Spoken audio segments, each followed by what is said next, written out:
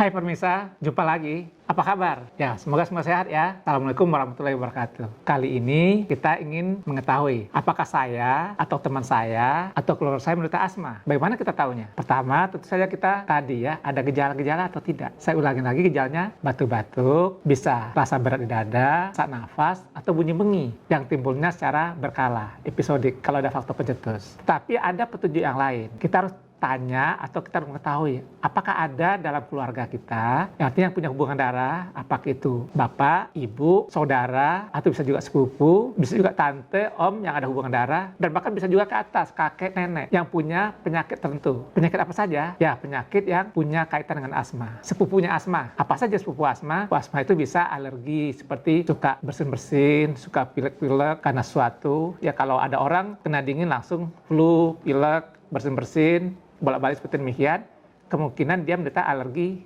hidung yang kita sebut namanya rinitis alergi. Bisa juga alerginya di kulit karena makan sesuatu timbul bentol-bentol, atau kadang sebagian orang juga kaligata, atau kena dingin timbul bentol-bentol, atau gatal-gatal ya yang bolak-balik. Bisa juga bukan di kulit tetapi di mata, matanya merah, berair, bengkak kadang-kadang karena terkena sesuatu habis makan udang atau apa.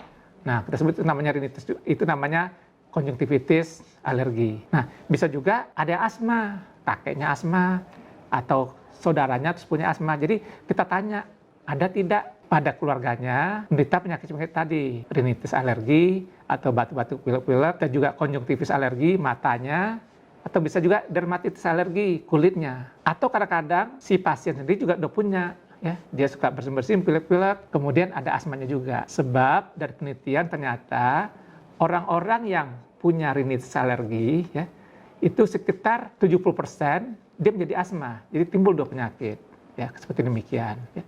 Jadi ada kadang-kadang, jadi itu harus kita tanyakan, ya, karena asma ini salah satu penyakit keturunan. Oh, jadi begitu? Ya, tidak semua asma, ya. Sebagian asma itu ada keturunan. Keturunan itu bisa langsung dari bapak atau ibu, bisa juga tidak langsung dari kakeknya. Jadi kakeknya asma, bapak ibunya tidak, baru dia. Atau kadang-kadang lebih jauh lagi ke atas, ya. Ada seorang ibu asma, anaknya tidak asma, cucunya tidak asma, nanti cicitnya baru asma. Ada yang bisa demikian. Jadi kita harus telusuri. Kenapa perlu kita menelusuri? Sebab kalau seperti demikian lebih mudah untuk kita menegakkan bahwa betul dia menderita asma. Itu yang pertama. Jadi kita tanya dulu riwayat keluarganya. Ada tidak yang menderita asma atau menderita penyakit alergi yang lain, sepupunya asma. Nah, kemudian kita juga mengenali ada tidak faktor-faktor tertentu yang menyebabkan dia timbul gejala tadi. Dan satu lagi juga Anda harus ingat, gejala asma itu memburuk biasanya pada malam hari. Kadang-kadang siang-siang nggak apa-apa, sore-sore nggak apa-apa, sudah malam, kadang-kadang menjelang subuh, mulai dia batuk-batuk, mulai sesak nafas, kadang-kadang bunyi bengi.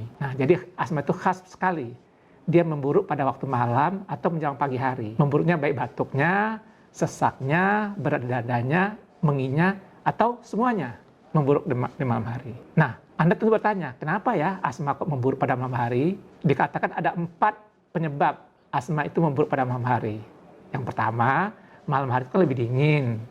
Jadi dingin dianggap salah satu faktor pencetus asma. Ya karena malam hari biasanya udara pasti lebih dingin, apalagi menjelang pagi. Itu satu. Yang kedua, biasanya pada malam hari orang tidur di rumah, di kasur. Ada apa di kasur ya? Di kasur itu ada namanya tungau deburu yang kita nggak bisa lihat karena tungau itu kecil sekali, ya. Dibesarkan berapa ratus kali itu masih tetap kecil. Nah, tungau itu makanannya adalah kulit kita yang terkelupas makanannya. Nah, itu dikenal sebagai tungau debu rumah. Itu sebabnya, ya. Kalau ada anak yang asma atau siapa punya asma, kita minta spraynya, ya, alas tempat tidurnya dibersihkan. Kalau tidak nanti dia makin sering timbul gejala asmanya. Itu yang kedua. Dan yang ketiga, ada sistem saraf itu tuh ada 2, ya. Saraf kita aktif kalau pada siang hari dan tidak aktif pada malam hari. Namanya, setelah istilah kedokterannya, saraf parasimpatis. Nah, pada malam hari karena saraf parasimpatis ini yang bekerja, dia menyebabkan penyempitan saluran nafas pada orang yang sensitif. Nah, pada orang normal tentu saja itu tidak terjadi. Dan yang keempat, ada satu lagi hormon yang kita sebut namanya hormon kortisol. Nah, pada orang yang punya bakat asma, kadar hormon kortisol ini pada malam hari lebih rendah. Nah, 4 faktor ini menyebabkan kenapa asma memburuk pada malam hari. Karena pada malam hari saluran nafasnya menyempit. Nah, itu bisa kita periksa, kita bisa ukur. Ada alat namanya pikrometer atau arus puncak ekspirasi, kita bisa lakukan, ya. Disuruh pasiennya meniup pada siang hari dan pada malam hari. Nanti terlihat ada bedanya.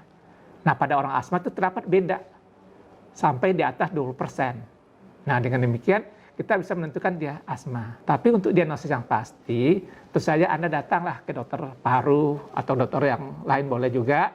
Nanti diperiksa, ditanya-tanya. Kalau memang sudah curiga asma, nanti kita lakukan pemeriksaan valve paru, namanya spirometri.